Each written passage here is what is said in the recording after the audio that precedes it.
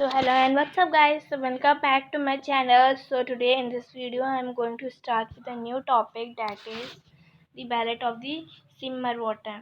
So ये जो poem है यह आपकी एवरग्रीन बुक में है, लेकिन वो बुक मेरे पास अवेलेबल नहीं थी तो ये मैंने गूगल से निकाली है। तो ये एकदम सेम है आपकी बुक के जैसी। तो सबसे पहले हम लोग स्टार्ट कर देते हैं पोयम को। पोयम का नेम समझते हैं, the ballad of simmer water. तो सबसे पहले तो बैलेट का मीनिंग समझते हैं कि बैलेट का मीनिंग क्या होता है। Ballad means story. Okay, and now what does the simmer water mean? Simmer water is the name of lake. Okay, so अब हम लोग आ जाते हैं अपनी पोयम पे। सो ये किसने लिखी है? Sir William Watson. ठीक है, चलिए अब हम लोग अपनी पोयम पढ़ते हैं जल्दी से।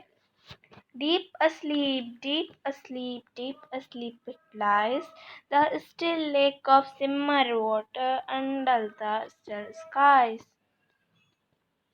तो इसका मीनिंग क्या हुआ? पहले तो मैं आपको यहाँ से यहाँ तक की मीनिंग बताऊंगी। इसका मतलब ये हुआ कि जो सिमर वाटर है वो ब्लू स्काई के नीचे आराम से सो रहा है। असली मीन्स कि कोई डिस्टरबेंस नहीं हो रहा है, मतलब कोई वो सिमर वाटर कोई हरकत नहीं कर रहा है, वो आराम से अपना सो रहा है ब्लू स्काई के नीचे। Okay, many a fathom below, in a king's tower and a queen's parlor, the fishes come and go. अब आपको इसका मीनिंग बताती हूँ। यहाँ पे इसका मीन है कि फैटम का आप लोग सबसे पहले मीनिंग लिख लीजिए तो आपको ये बहुत आसानी से समझ में आ जाएगा। Fathom means depth and depth means very deep. Okay, तो बहुत गहराई में एकदम नीचे, एकदम नीचे जो सिमर वाटर है उसके एकदम नीचे एक किंग्स का टॉवर और क्वींस का बॉलर है। अब आपको टॉवर और बॉलर का मीनिंग भी नहीं पता होगा तो आप लोग ये भी लिख लीजिए। Bowler means bedroom, okay, and tower means palace. ठीक है, तो एकदम नीचे गहराई में किंग का पैलेस और क्वीन का बेडरूम है जहाँ पे फिशेस आती हैं और जाती हैं। Once they stood by simmer water, a mickle town and tall, King's Tower and Queen's Bowler and the Wakeman on the wall. क्या मीनिंग हुआ?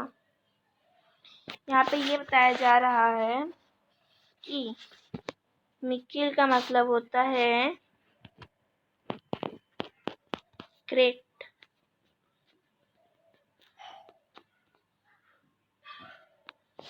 Okay, मिकिल means great and wakeman means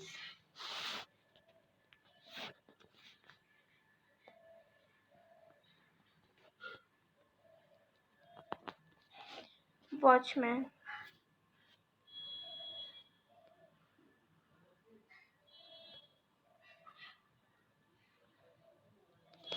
ठीक है, अब चलिए इसका मीनिंग समझ लेते हैं। इसका मीनिंग है कि एक बार की बात है, सिमर वाटर जो था उसके अंदर बहुत ही ग्रेट टाउन था, खूब लंबा, उसमें पैलेस था, क्वीन का बेडरूम था और उसके दरवाजे पे हमेशा एक वॉचमैन खड़ा रहता था। ठीक, Came a beggar, halt and sore, I faint for lack of bread. King's tower and queen's baller cast him forth and fed. चलिए यहाँ पे सबसे पहले आप मीनिंग लिख लीजिए। हॉल्ट का मतलब क्या होता है? Halt means crippled.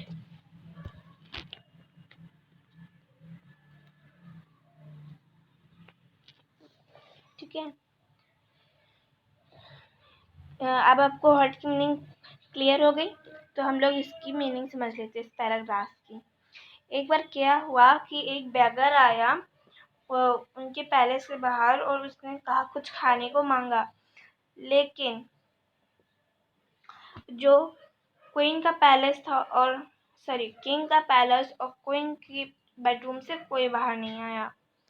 Cast him fourth अनफेड means उसको भूखा रहना पड़ा, उसने कुछ नहीं खाया। चलिए लास्ट पैराग्राफ।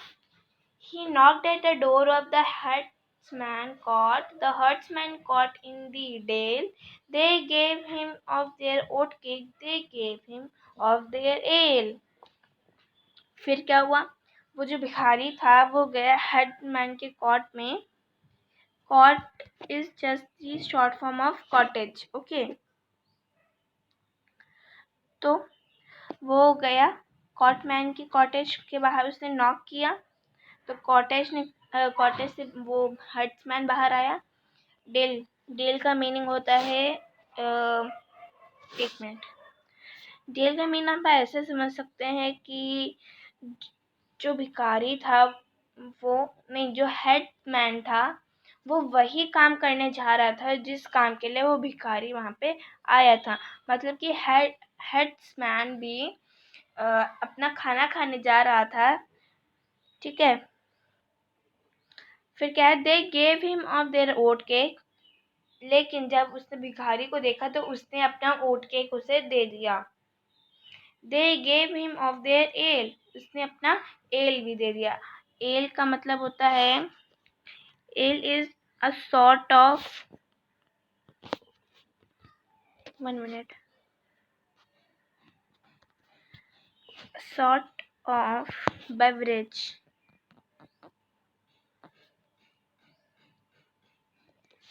ठीक है। और you can say a type of beer, ठीक है। तो उसने अपना उसको खाना भी दे दिया, खाने में क्या ओट केक दे दिया और अपना बेवरेज भी दे दिया। बेवरेज नहीं, यहाँ पे एल लिखा तो हम लोग कहेंगे उसने अपना एल भी दे दिया।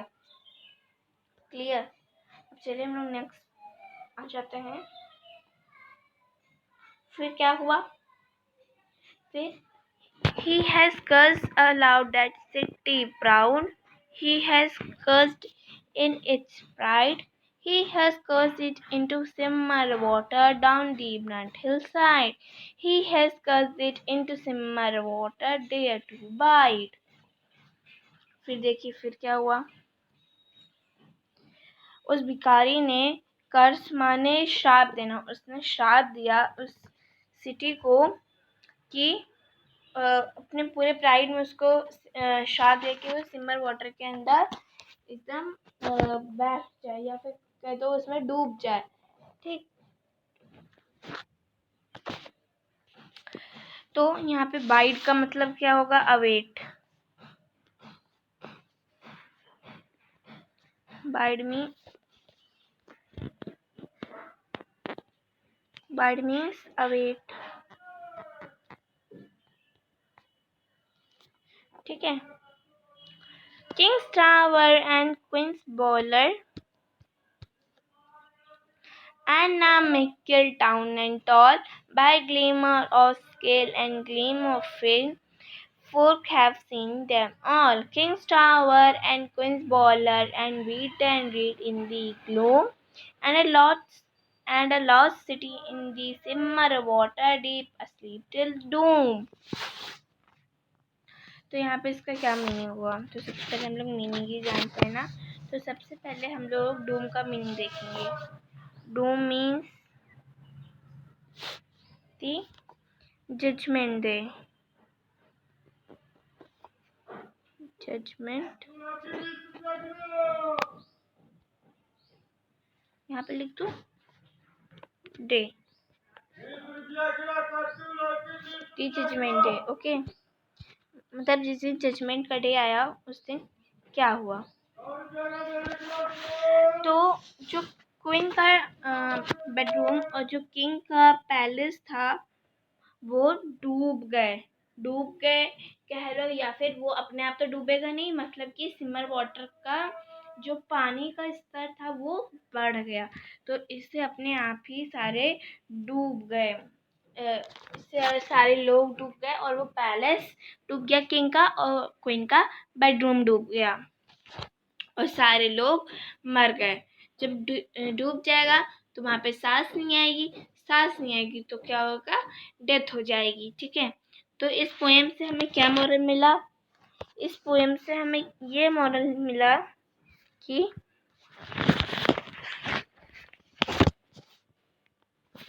we should help the person